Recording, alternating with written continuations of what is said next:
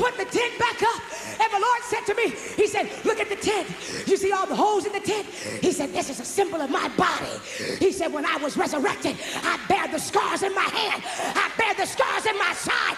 But even though I had scars, but yet I got up. I didn't stay in the grave because I am the resurrection. And he said, look at my people, look around here. They got scars from being married. They got scars from lies and hurts. They got scars and wounds. Oh, they're torn up in their mind. Some of them trying to get over nervous breakdowns and bad relationships. But tell them I said, it's only the scars. Because in the midst of all of it, they're in this church tonight, which means the resurrection power of God. It's still in you. You don't know, but it's there. And I'm telling you, Bishop, he birthed that thing in me so hard.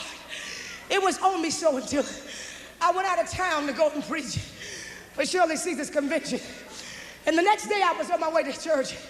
I was supposed to teach a class. And we pulled up behind the car. And the people was blowing. And they said, why is the traffic held up like this? And my mother said, I don't know what's going on.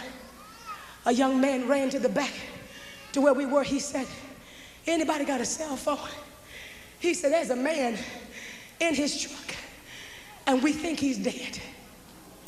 I had to get to church. The lady that was driving said, the saints is waiting on you to come. And the Lord said, point in case, you go into a church to touch somebody that's been in my presence for years and never got a chance to know me. You going to touch a glee club. You going to touch the missionary board. Are you telling me that you are about to pass up death? Oh my God. I said, wait a minute. Before mother knew it, I jumped out of the car and started running back there. And there were some Caucasian people around. They said, well, ma'am, we think he dead. We think this man is dead. And I went over to him, and nothing was holding him up but the seatbelt. His eyes was walled back. Slob was coming out of his mouth. He was out.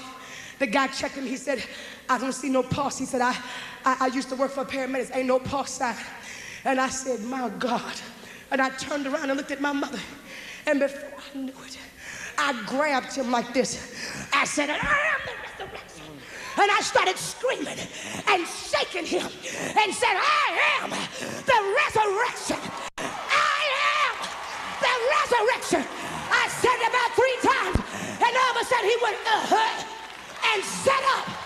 He was delirious. I began to speak in tongues, and the Holy Ghost said to me, his name is